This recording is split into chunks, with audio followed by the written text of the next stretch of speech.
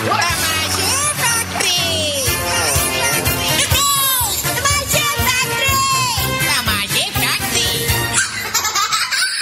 ಸುವರ್ಣ ಸಂಭ್ರಮ ಕಾರ್ಯಕ್ರಮದಲ್ಲಿ ಕಲಾವಿದನೊಬ್ಬನ ಮಿಮಿಕ್ರಿ ಹೇಗಿತ್ತು ಅಂತ ಬನ್ನಿ ನೋಡೋಣ. ಕಾರ್ಯಕ್ರಮದ ಮುಂದೆ ಹಾಸ್ಯ ಮಿಮಿಕ್ರಿಯ ಕಡೆ ಬರ್ತಾ ಇದ್ದಾನೆ. ಸೊ ನಗಬೇಕು, ನಗಾಡಿದರೆ ಆರೋಗ್ಯಕ್ಕೆ ತುಂಬ ಒಳ್ಳೆಯದು ಅಂತ ಖಂಡಿತವಾಗಿ ಕೂಡ ಹೇಳ್ತಾರೆ. ಸೊ ಅದ್ರ ಜೊತೆಲೇ ಹಾಸ್ಯಗಳು ನಮಗೆ ಎಲ್ಲ ಜಾಗದಲ್ಲೂ ಕೂಡ ಸಿಗ್ತದೆ. ಅದು ಇಂಥದೇ ಜಾಗ ಅಂತ ಹೇಳಿಕ್ಕೆ ಅದು ಖಂಡಿತ ಸಾಧ್ಯ ಇಲ್ಲ. ಒಂದು ಸಲ ಒಂದು ಸ್ಕೂಲ್ ಡೇ ಫಂಕ್ಷನಿಗೆ ಹೋಗಿದೆ. ಅಲ್ಲಿ ನೋಡಲಿಕ್ಕೆ ಸಿಕ್ಕಿದ್ದು ಸಣ್ಣ ಸಣ್ಣ ಮಕ್ಕಳೊಂದು ಡ್ಯಾನ್ಸ್ ಪ್ರೋಗ್ರಾಮ್. ಬಹುಶಃ LKG UKG ಮಕ್ಕಳಾಗಿರಬೇಕು. ಮಕ್ಕಳಿಗೆಲ್ಲ ಮರ್ತೋಗೋದು ಭಾರಿ ಬೇಗ, ಹಾಗಾಗಿ ಅವರು ತಪ್ಪು ಮಾಡ್ತಿರ್ತಾರೆ ಜಾಸ್ತಿ. ಇಲ್ಲಿ ಕೂಡ ಹಾಗೆ ಮಕ್ಕಳಿಗೆ ಡ್ಯಾನ್ಸ್ ನೈಜಗಳೆಲ್ಲ ಮರ್ತೋಗ್ಬಿಟ್ಟು ಮಕ್ಕಳೆಲ್ಲ ತಪ್ಪು ಡ್ಯಾನ್ಸ್ ಮಾಡಲಿಕ್ಕೆ ಶುರು ಮಾಡಿದರು. ಆದರೆ ಈಗ ಶಾಲೆಯಲ್ಲಿ ಒಂದು ಕ್ರಮ ಮಾಡಿಬಿಟ್ಟಿದ್ದಾರೆ. ಆ ಕ್ರಮ ಅಂತ ಹೇಳಿದ್ರೆ ಈ ಮಕ್ಕಳಿಗೆ ಡ್ಯಾನ್ಸ್ ನೈಜಗಳೆಲ್ಲ ಮರ್ತೋಗ್ಬಾರ್ದು ಅಂತ ಹೇಳಿ ಸೈಡಲ್ಲಿ ಟೀಚರ್ ಬೇರೆ ಕುಣಿತಾ ಇರ್ತಾರೆ. ಅದೀಗಿನ ಕ್ರಮ ಅದು. ಇಲ್ಲಿ ಬೇರೆ ಹಾಗಾಯಿತು, ಸೈಡಲ್ಲಿ ಟೀಚರ್ ಕುಣಿತಾ ಇದ್ರು, ಆದರೆ ಮಕ್ಕಳಿಗೆ ಟೀಚರ್ ನನಗೆ ಕುಣಿಲಿಕ್ಕಾಗಲಿಲ್ಲ. ಮಕ್ಕಳಿಗೆ ತಪ್ಪು ಡ್ಯಾನ್ಸ್ ಮಾಡ್ತಾ ಹೋದರು. ಆ ದಿನ ಮಕ್ಕಳು ಈ ಹಾಡಿಗೆ ಡ್ಯಾನ್ಸ್ ಮಾಡಬೇಕಾಗಿತ್ತು. ಮುಂಜಾನೆದ್ದು ಕುಂಬಾರನ ಹಾಲು ಬಾನುಂಡನ ಹರ್ಯಾಡಿ ಮಣ್ಣ ತುಳಿದಾನ. ಈ ಹಾಡಿಗೆ ಮಕ್ಕಳಿಗೆ ಡ್ಯಾನ್ಸ್ ಮಾಡಬೇಕಾಗಿತ್ತು. ಮಕ್ಕಳು ಡ್ಯಾನ್ಸ್ ಮಾಡೋದೇ ಚೆಂದ. ಅವರು ಯಾವ ರೀತಿ ಡ್ಯಾನ್ಸ್ ಮಾಡಿದರು, ಆ ದಿನ ಡ್ಯಾನ್ಸ್ಗೆ ವೇದಿಕೆಗೆ ಯಾವ ರೀತಿ ಬಂದರು ಅನ್ನೋದನ್ನು ತೋರಿಸೋದೇ ಮಕ್ಕಳು ಡ್ಯಾನ್ಸ್ ಮಾಡಲಿಕ್ಕೆ ಬರ್ತಾ ಇದ್ದಾರೆ ಸ್ಟೇಜ್ನ ಮೇಲೆ.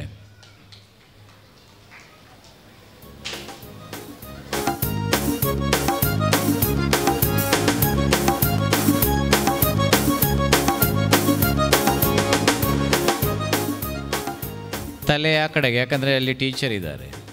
ಸರಿ, ಕ್ಯಾಸೆಟ್ ಆನ್ ಆದ ಕೂಡಲೇ ಮೊದಲೇ ಟೀಚರ್ ಡ್ಯಾನ್ಸ್ ಆರಂಭಿಸ್ತಾರೆ. ಕ್ಯಾಸೆಟ್ ಆನ್ ಆಗೋಯ್ತು. ಮುಂಜಾನೆದು ಕುಂಬಾರನ ಹಾಲು ಬಾ ಅನ್ನೋದನ್ನ ಹೇಳಿದ ಕೂಡಲೇ ಟೀಚರಲ್ಲಿ ಶುರು ಹಚ್ಚಿಬಿಟ್ರು.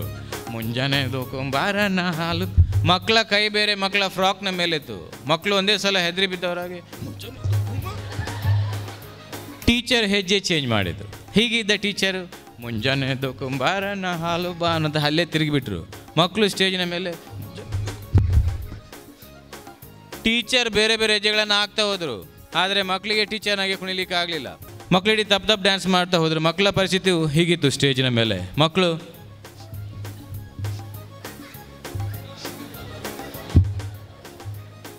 ಎದುರಿಗಿದ ಮಗು ಜೋರಾಗಿ ಅಳ್ಲಿಕ್ಕೆ ಆರಂಭಿಸ್ತು. ಎದುರಿಗಿದ ಮಗು ತಿರುಗಿ ಹಿಂದಕ್ಕೆ ನೋಡಬೇಕಾದ್ರೆ ಹಿಂದಿದ್ದ 3 ಮಕ್ಕಳು ಸ್ಟೇಜಿಂದ ಹೊರಗೋಗಾಗಿತ್ತು. ಇದ್ದಿದ್ದು ಈ ಒಂದೇ ಮಗು. ಈ ಮಗು ಬೇರೆ ಅಳ್ತಾ ಅಳ್ತಾ ಸ್ಟೇಜಿಂದ ಹೊರಗೋಯಿತು. ಹಾಡು ಮುಗಿಯವರೆಗೆ ಟೀಚರ್ ಮಾತ್ರ ಅಲ್ಲಿ ಕುಣಿತಾ ಇದ್ರು ಒಬ್ಬರೇ. ಮಾತುಕತೆ ಹಾಸ್ಯ ಅಂತ ಹೇಳಿದಾಗ ಲೇಡೀಸನ್ನು ಕೂಡ ಬಿಡಲಿಕ್ಕಾಗೋದಿಲ್ಲ. ಅದರಲ್ಲೂ ಕೂಡ ಮದುವೆ ಆದವರು ಎಲ್ಲಾದರೂ ಒಂದು ಕಡೆ ಸೇರ್ಕೊಂಡ್ಬಿಟ್ರೆ ಅವರವರ ಗಂಡಂದಿರ ಬಗ್ಗೆ ಒಂದೆರಡು ಮಾತು ಹೇಳೋದು ಇದ್ದೇ ಇದೆ. ಅದೊಂದು ಸಲ ಹೇಗಿರ್ತದೆ ಅಂದರೆ ಬೈಯುವುದ ಹೊಗಳದ ಅಂತಲೇ ಗೊತ್ತಾಗೋದಿಲ್ಲ. ಹೇಗೆ ಅಂದರೆ, ನನ್ನ ಗಂಡ ಎಷ್ಟು ಪಾಪ ಅಂದರೆ ರಾತ್ರಿ ಮನೆಗೆ ಬಂದರೂ ಊಟ ಮಾಡಿದ್ರು, ನಾಯಿ ಹಂಗೆ ಮಲಗಿದ್ರು. ಬೈದಿದ್ದ ಹೊಗಳಿದ್ದ. ಇದಿಷ್ಟಾದ ಇನ್ನೊಬ್ಳು ಕೂಡ ಸ್ಟಾರ್ಟ್ ಮಾಡ್ತಾರೆ. ಅವರು ಕೂಡ ಹಾಗೇನೆ, ನಾನು ಏನಾದರೂ ಹೇಳಿದ್ರು ಉಂಟಲ್ವಾ, ಮಂಗನಾಗೆ ಮಾಡೋದವರು ಅಂತ. ಸೊ ಬೈಯುವುದ ಹೊಗಳೋದು ಅಂತಲೇ ಗೊತ್ತಾಗೋದಿಲ್ಲ. ಹೀಗಿರಬೇಕಾದ್ರೆ ಎರಡು ಬೇರೆ ಬೇರೆ ಮನೆಯಿಂದ ಸೊಸೆ ಅಂದರೆ ಒಂದು ಕಡೆ ಸೇರ್ಕೊಂಡ್ಬಿಟ್ರು. ಅದರಲ್ಲಿ ಕೂಡ ಒಂದು ಸೊಸೆ ಅತ್ತೆ ತೀರ್ಕೊಂಡ್ಬಿಟ್ಟಿದ್ದಾರೆ. ಆ ಖುಷಿಯನ್ನು ಒಬ್ಬಳು ಇನ್ನೊಬ್ಳ ಹತ್ರ ಹೇಳ್ತಾ ಇದ್ಲು. ಮಾತುಕತೆ ಶುರು ಆಯಿತು. ಮತ್ತೆ ಹೇಗಿದೆಯಾ? ನಾನು ಚೆನ್ನಾಗಿದ್ದೀನಿ ಕಣೆ, ನೀನು ಹೇಗಿದೆಯಾ? ನಾನು ಕೂಡ ಚೆನ್ನಾಗಿದ್ದೇನೆ. ನಿನಗೊಂದು ವಿಷಯ ಗೊತ್ತಾ? ಏನು? ನನ್ನ ಅತ್ತೆ ತೀರ್ಕೊಂಡ್ಬಿಟ್ರು ಕಣೆ. ಚಾನ್ಸ್ ನಿಂದು. ಹೇಗೆ ತೀರ್ಕೊಂಡ್ಬಿಟ್ರು? ಅವ್ರ ಮನೆ ಎದುರಿನ ಬಾವಿಗೆ ಹಾರಿ ಸ್ವಿಸೈಡ್ ಮಾಡಿಕೊಂಡ್ರು. ಚಾನ್ಸ್ ನಿಂದು. ನಮ್ಮ ಮನೇಲಿ ನೋಡು, ಅತ್ತೆನೂ ಇದ್ದಾರೆ, ಬಾವಿನೂ ಇದೆ, ಏನು ಪ್ರಯೋಜನ? ಅದಕ್ಕೆ ಇವಳು, ಅತ್ತೆ ಮತ್ತು ಬಾವಿದ್ರೆ ಸಾಕಾಗೋದಿಲ್ಲ, ಸ್ವಲ್ಪ ನಮ್ಮ ಪ್ರಯತ್ನ ಕೂಡ ಬೇಕು. ದೂಡಿ ಹಾಕೋದು. ಈಗ ಅಲ್ಲಲ್ಲಿ ವೆಯ್ಟ್ ನೋಡುವ ಮಿಷಿನ್ ಎಲ್ಲ ಜಾಸ್ತಿ ಆಗ್ತಾಯಿದೆ. ಅಲ್ಲಲ್ಲಿ ಹೋಟ್ಲ್ ಬಾಗಿಲು ಅದು ಇದು ಅಂತ ಹೇಳಿ ಎಲ್ಲ ಕಡೆ ವೆಯ್ಟ್ ನೋಡುವ ಮಿಷಿನ್. ಯಾಕಂದರೆ ಕೆಲವರಿಗೆ ಭಾರ ಜಾಸ್ತಿ ಆಗಿದೆ ಅಂತ ನೋಡಲಿಕ್ಕೆ ಇರ್ತದೆ, ಮತ್ತು ಕೆಲವರಿಗೆ ಭಾರ ಕಡಿಮೆ ಆಗಿದೆ ಅಂತ ನೋಡಲಿಕ್ಕೆ ಇರ್ತದೆ. ಸೊ ಇನ್ನು ಹೋಟ್ಲ್ನ ಬಾಗಿಲಲ್ಲಿ ಎಲ್ಲಾದರೂ ಇದ್ದರೆ ಚಹಾ ಕುಡಲಿಕ್ಕೆ ಹೋಗಬೇಕಾದ್ರೂ ನೋಡ್ತಾರೆ, ಚಹಾ ಕುಡಿದು ಬಂದ ಮೇಲೆ ಕೂಡ ನೋಡ್ತಾರೆ. ಸಿಗಿರಬೇಕಾದ್ರೆ ಒಂದಿನ ಆಫೀಸ್ಗೆ ಹೋಗೋ ಒಂದು ಹುಡುಗಿ ಭಾರಿ ಗಡಿಬಿಡಿಯಲ್ಲಿ ಬಂದು ಅದರ ಮೇಲೆ ನಿಂತಲು ₹1 ಕಾಯಿನ್ ಹಾಕಿದ್ಲು. ನೋಡಬೇಕಾದ್ರೆ 57 kg. ಭಾರಿ ಖುಷಿ ಆಯಿತು. ಕೆಳಗೆ ಬಂದಳು, ಸೈಡಲ್ಲಿದ್ದ ಬ್ಯಾಗನ್ನು ತೆಗೆದು ಸೈಡಲ್ಲಿ ಇಟ್ಲು, ಮತ್ತೆ ಮೇಲೆ ನಿಂತಲು, ₹1 ಕಾಯಿನ್ ಹಾಕಿದ್ಲು. ಆಗ 54 kgಗೆ ಬಂತು. ಭಾರಿ ಖುಷಿ ಆಯಿತು. ಮತ್ತೆ ಕೆಳಗೆ ಬಂದವಳು ಕಾಲಲ್ಲಿದ್ದ ಸ್ಯಾಂಡಲ್ ಮೆಟ್ಟನ್ನು ತೆಗೆದು ಸೈಡಲ್ಲಿ ಇಟ್ಲು, ಮತ್ತೆ ಮೇಲೆ ನಿಂತು ₹1 ಕಾಯಿನ್ ಹಾಕಿದ್ಲು. ಆಗ 52 kgಗೆ ಬಂದಿಳಿತು. ಭಾರಿ ಖುಷಿ ಆಯಿತು. ಮತ್ತೆ ಕೆಳಗೆ ಬಂದು ಚೂರಿದಾದ ಶಾಲನ್ನು ತೆಗೆದು ಸೈಡಲ್ಲಿ ಇಟ್ಟರು, ಮತ್ತೆ ಮೇಲೆ ನಿಂತು ₹1 ಕಾಯಿನ್ ಹಾಕಿದ್ಲು. ಆಗ 51 kgಗೆ ಬಂತು. ಭಾರಿ ಖುಷಿ ಆಯಿತು. ಪುನಃ ಕೆಳಗೆ ಬಂದವಳು ಕಾಯಿನ್ ನೋಡ್ತಾಳೆ, ಕಾಯಿನ್ ಖಾಲಿ. ಆಗ ಹಿಂದಿದ್ದ ಹುಡುಗ ಹೇಳಲಿಕ್ಕೆ ಸ್ಟಾರ್ಟ್ ಮಾಡಿದ, ಮೇಡಮ್ ನೀವು ಕಂಟಿನ್ಯೂ ಮಾಡಿ, ಕಾಯಿನ್ ನಾನು ಕೊಡ್ತೇನೆ ಅಂತ.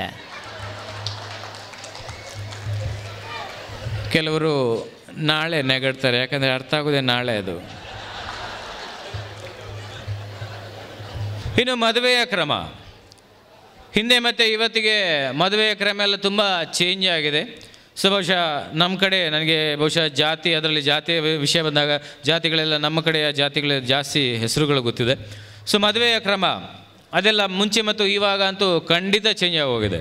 ಹಿಂದೆಲ್ಲ ಹೇಗೆಂದರೆ ಗಂಡಿಗೆ ಒಂದು ಹೆಣ್ಣು, ಹೆಣ್ಣಿಗೆ ಗಂಡು ಹುಡುಕೋದು ಅದು ಸುಲಭದ ಕೆಲಸ ಅಲ್ಲ ಅದು. ಯಾಕಂದರೆ ಜಾತಿಯವರೊಂದು ಊರಲ್ಲಿದ್ದರೆ ಮತ್ತೆ ಹೋದವರು ಎಲ್ಲಿ ಹೋದರು ಅಂತಲೇ ಗೊತ್ತಿಲ್ಲ. ಸೊ ಅದರಲ್ಲೂ ಮತ್ತೆ ಬರ್ತಾ ಬ್ರೋಕರ್ನವರು ಶುರು ಆದರು, ಆನಂತರ ಮ್ಯಾರೇಜ್ ಬ್ಯೂರೋ ಸ್ಟಾರ್ಟ್ ಆಯಿತು. ಈಗ ಎಲ್ಲರ ಕೈಗೆ ಮೊಬೈಲ್ ಬಂದುಬಿಟ್ಟಿದೆ. ಹೆಣ್ಸಿ ಒಂದು ವೇಳೆ ಮೊಬೈಲಲ್ಲೇ ಮದುವೆ ಬೇಕಾದ ಗಂಡು ಹೆಣ್ಣು ವರ ವಧು ಒಂದು ವೇಳೆ ಸಿಗುವ ಪ್ಲ್ಯಾನ್ ಮಾಡಿದರೆ, ಕಸ್ಟಮರ್ ಕೇರ್ಗೆ ಡಯಲ್ ಮಾಡಿದರೆ, ಆ ರೀತಿ ಇದ್ದರೆ ಆ ದಿನ ಹೇಗಿರ್ಬೋದು ಅಂತ. ಸೊ ಕಸ್ಟಮರ್ ಕೇರಲ್ಲೇ ಬರ್ತದೆ, ಅದು ಕಸ್ಟಮರ್ ಮತ್ತು ಕೇರ್ ಅದು. ಸೊ ಆನಂತರ ಸೊ ಆ ಕಷ್ಟ ಯಾವ ರೀತಿ ಇರ್ತದೆ ಅಂತ ಎಲ್ರಿಗೂ ಕೂಡ ಗೊತ್ತಿದೆ. ಸೊ ಹಾಗಾಗಿ ಆ ಕಷ್ಟವನ್ನು ಸದ್ಯ ಆ ದಿನ ಇದ್ದರೆ ಆನ್ಲೈನ್ ಮ್ಯಾರೇಜ್ ಬ್ಯೂರೋ ಒಂದು ವೇಳೆ ಸ್ಟಾರ್ಟ್ ಆದರೆ ಡಯಲ್ ಮಾಡಿದರೆ ಆ ದಿನ ಹೇಗಿರ್ಬೋದು ಅಂತ ಡಯಲ್ ಮಾಡ್ತಾ ಇದ್ದಾನೆ. ಆನ್ಲೈನ್ ಮ್ಯಾರೇಜ್ ಬ್ಯೂರೋಗೆ ಸ್ವಾಗತ. ವಧುವಿಗಾಗಿ ಒಂದನ್ನು ಒತ್ತಿ, ವರನಿಗಾಗಿ ಎರಡನ್ನು ಒತ್ತಿ. ನೀವು ವಧು ಬೇಕೆಂದು ಕೇಳಿದ್ದೀರಾ? ವಧು ಹಿಂದೂ ಬೇಕಾದರೆ ಒಂದನ್ನು ಒತ್ತಿ, ಮುಸ್ಲಿಂ ಬೇಕಾದರೆ ಎರಡನ್ನು ಒತ್ತಿ, ಕ್ರಿಶ್ಚಿಯನ್ ಬೇಕಾದರೆ ಮೂರನ್ನು ಒತ್ತಿ. ನೀವು ಹಿಂದೂ ವಧು ಬೇಕೆಂದು ಕೇಳಿದ್ದೀರಾ? ಹಿಂದೂ ವಧುವಿನಲ್ಲಿ ಕೊಟ್ಟಾರಿ ಬೇಕಾದರೆ ಒಂದನ್ನು ಒತ್ತಿ, ಪೂಜಾರಿ ಬೇಕಾದರೆ ಎರಡನ್ನು ಒತ್ತಿ, ಶೆಟ್ಟಿ ಬೇಕಾದರೆ ಮೂರನ್ನು ಒತ್ತಿ, ಗಟ್ಟಿ ಬೇಕಾದರೆ ನಾಲ್ಕನ್ನು ಒತ್ತಿ. ನೀವು ಕೊಟ್ಟಾರಿ ವಧು ಬೇಕೆಂದು ಕೇಳಿದ್ದೀರಾ? ಕೊಟ್ಟಾರಿ ವಧು ಬಿಳಿ ಬೇಕಾದರೆ ಒಂದನ್ನು ಒತ್ತಿ, ಕಪ್ಪು ಬೇಕಾದರೆ ಎರಡನ್ನು ಒತ್ತಿ, ಅದಾ ಬಿಳಿ ಬೇಕಾದರೆ ಮೂರನ್ನು ಒತ್ತಿ. ಹುಡುಗಿ ಉದ್ಯೋಗಸ್ಥಳು ಬೇಕಾದಲ್ಲಿ ಒಂದನ್ನು ಒತ್ತಿ, ನಿರುದ್ಯೋಗಸ್ಥಳು ಬೇಕಾದಲ್ಲಿ ಎರಡನ್ನು ಒತ್ತಿ. ಹುಡುಗಿ ದಪ್ಪ ಬೇಕಾದಲ್ಲಿ ಒಂದನ್ನು ಒತ್ತಿ, ಮೀಡಿಯಂ ಬೇಕಾದಲ್ಲಿ ಎರಡನ್ನು ಒತ್ತಿ, ಸಣ್ಣಗೆ ಬೇಕಾದಲ್ಲಿ ಮೂರನ್ನು ಒತ್ತಿ. ನಿಮಗೆ ವರದಕ್ಷಿಣೆ ಬೇಕಾದಲ್ಲಿ ಒಂದನ್ನು ಒತ್ತಿ, ವರದಕ್ಷಿಣೆ ಬೇಡದಿದ್ದಲ್ಲಿ ಎರಡನ್ನು ಒತ್ತಿ. ವರದಕ್ಷಿಣೆ ಬೇಕೆಂದು ಕೇಳಿದ್ದೀರಾ?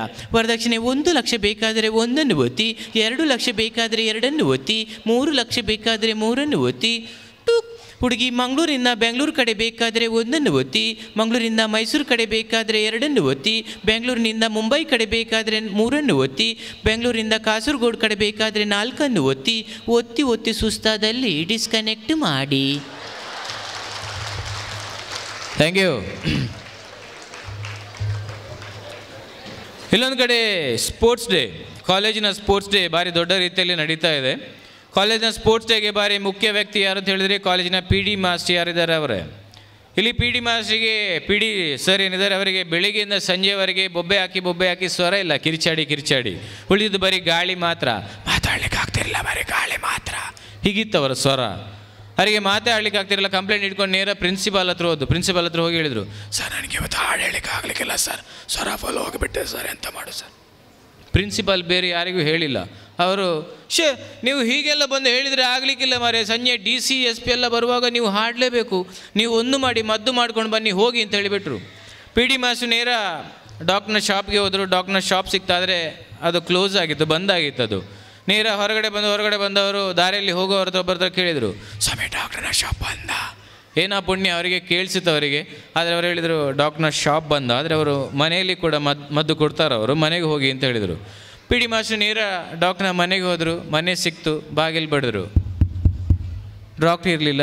ಡಾಕ್ಟರ್ನ ಹೆಂಡತಿ ಬಾಗಿಲು ತೆಗ್ಲು, ಯಾರು ಅಂತ ಕೇಳಿದರು. PD ಮಾಸ್ಟರ್ಗೆ ಮೊದಲೇ ಸ್ವರ ಇರಲಿಲ್ಲ. ಸ್ವರ ಇಲ್ಲದ ಸ್ವರದಲ್ಲಿ ಡಾಕ್ಟರ್ ಇದ್ದಾರಾ ಅಂತ ಕೇಳಿದರು. ಅದಕ್ಕೆ ಡಾಕ್ಟರ್ನ ಹೆಂಡತಿ ಇಲ್ಲ ಬನ್ನಿ ಬನ್ನಿ ಬನ್ನಿ. ಎಲ್ಲಿಯಾದ ಕಥೆನೇ ಬೇರೆ. ಇದಕ್ಕೆ ಸತ್ಯ ಹೇಳ್ತೇನೆ, ಕೆಲವರೆಲ್ಲ 1 ವಾರ ಆದಮೇಲೆ ನೆಗಡ್ತಾರೆ ಮಾತ್ರ. ಹಾಸ್ಯದ ಕಡೆಯ ಭಾಗದ ಕಡೆ ಬರ್ತಾ ಇದ್ದಾನೆ. ಹಾಸ್ಯಗಳು ಇನ್ನಷ್ಟು ಇವೆ, ಆದರೆ ನನ್ನ ಹಾಸ್ಯದ ಬಗ್ಗೆ ಭಾರಿ ಹಿಂದೆ ನಮ್ಮ ಊರಲ್ಲಿ ಇದ್ದಿದ್ದು ಊರಿನವರೇ ಸೇರಿಕೊಂಡು ಮಾಡುವಂಥ ನಾಟಕ, ಅದು ಗದ್ದೆ ನಾಟಕ ಅಥವಾ ಕಂಪನಿ ನಾಟಕ ಅಂತ ಹೀಗೇನೋ ಡೆವಲಪ್ ಆಗಿದೆ. ಸೊ ಊರವರೇ ಸೇರಿ ಮಾಡುವಂಥ ನಾಟಕಗಳು ಜಾಸ್ತಿ ಆಯ್ತು. ಸೊ ಆದರೆ ನಮ್ಮ ಕಡೆಯಲ್ಲಿ ಅದಕ್ಕೆ ಗದ್ದೆ ನಾಟಕ, ಖಂಡ ನಾಟಕ ಅಂತ ಹೇಳ್ತಾರೆ. ಹಿಂದೆಲ್ಲ ಅದಕ್ಕೆ ಪ್ರಾಕ್ಟೀಸ್ ಮಾಡಲಿಕ್ಕೆ ಸಮಯ ಸಾಕಾಗ್ತಿರ್ಲಿಲ್ಲ. ಯಾಕಂದರೆ ಹೇಳಿ ಕೆಲಸಕ್ಕೆ ಹೋಗಿ ಬಂದು ನಾಟಕ ಮಾಡಬೇಕಾಗಿತ್ತು. ಹಾಗಾಗಿ ಪ್ರಾಕ್ಟೀಸ್ ಇಲ್ಲದೆ ನಾಟಕ ಇಡೀ ಹಾಳಾಗ್ತಾಯಿತ್ತು. ಆದರೆ ಹೇಗಾದರೂ ಮಾಡಿ ನಾಟಕ ಮಾಡಿ ಮುಗಿಸ್ತಾಯಿದ್ರು. ಅದು ನನಗೊಂದು ಕಡೆ ನೋಡಲಿಕ್ಕೆ ಸಿಕ್ಕಿದೆ ಅಂತ ಹೇಳಿದರೆ, ಆಗಿನ ದಿನದ ನಾಟಕಕ್ಕೆ ಕೀಬೋರ್ಡ್ನವರು ಹೊಸಬರು ಅವರ ಕೀಬೋರ್ಡ್ ಬೇರೆ ಹೊಸತ್ತು. ಸ್ಟೇಜಿನ ಮೇಲೆ ಸೀನ್ ಅಂತ ಹೇಳಿದ್ರೆ ಒಬ್ಬ ಇನ್ನೊಬ್ಬನನ್ನು ಗನ್ನಲ್ಲಿ ಶೂಟ್ ಮಾಡಿ ಕೊಲ್ಲೋ ಒಂದು ದೃಶ್ಯ. ಅದಕ್ಕೆ ಕೀಬೋರ್ಡ್ನವರಿಗೆ ಮ್ಯೂಸಿಕ್ ಕೊಡಬೇಕಾಗಿತ್ತು, ಗನ್ನಲ್ಲಿ ಶೂಟ್ ಮಾಡೋದು. ಅದು ಅವರಿಗೆ ಸಿಗದೆ ನಾಟಕಿಡಿ ಎಲ್ಲೆಲ್ಲಿ ಹೋಗಿ ಏನೇನಾಗಿತ್ತು ನೋಡಲಿಕ್ಕೆ ಮಾತ್ರ ಭಾರಿ ತಮಾಷೆ ಇತ್ತು. ಆ ಸೀನನ್ನು ಮಾಡಿ ತೋರಿಸ್ತಾ ಇದ್ದಾನೆ. ಒಬ್ಬ ಇನ್ನೊಬ್ಬನನ್ನು ಕೊಲ್ಲಕ್ಕೆ ಸ್ಟೇಜಿನ ಮೇಲೆ ಬರ್ತಾ ಇದ್ದಾನೆ.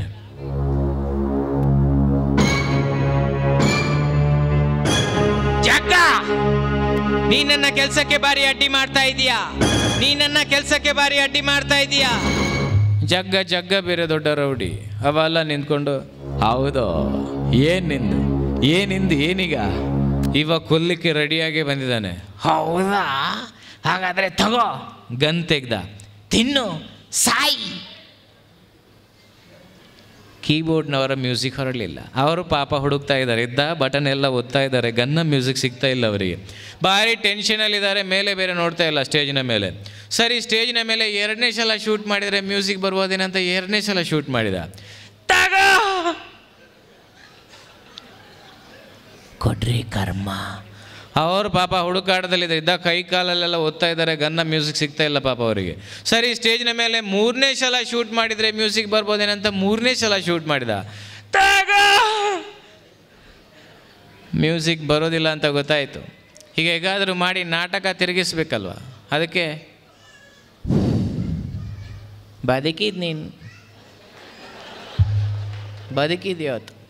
ಬದುಕಿದ್ದು ಹೇಳಿ ಗನ್ನನ್ನು ತೆಗೆದು ಕಿಸೆಯಲ್ಲಿಟ್ಬಿಟ್ಟ.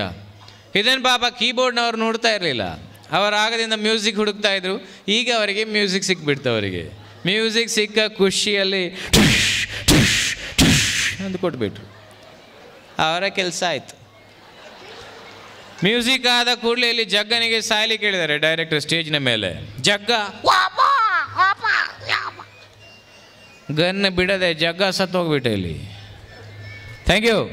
ಈ ರೀತಿ ಹಾಸ್ಯಗಳು ಸುತ್ತಮುತ್ತ ನೋಡಲಿಕ್ಕೆ ಸಿಗ್ತವೆ. ನಗ್ತಾ ಇರಿ, ಆರೋಗ್ಯವಂತರಾಗಿರಂತ ಮಾತು ಹೇಳ್ತಾ ಮುಂದೆ ಬರ್ತಾ ಇದ್ದಾರೆ. ಕಿವಿ ಕೇಳುವವರಿಗೆ ಕಿವುಡರ ವಾರ್ತೆ. ವೇದಿಕೆ ಮೇಲೆ ನವೀನ್ ಪಿಲಾರ್. ಈಗ ಮತ್ತೊಂದು ವಿರಾಮ, ನಂತರ ಕಾರ್ಯಕ್ರಮ ಮುಂದುವರಿಯುತ್ತೆ.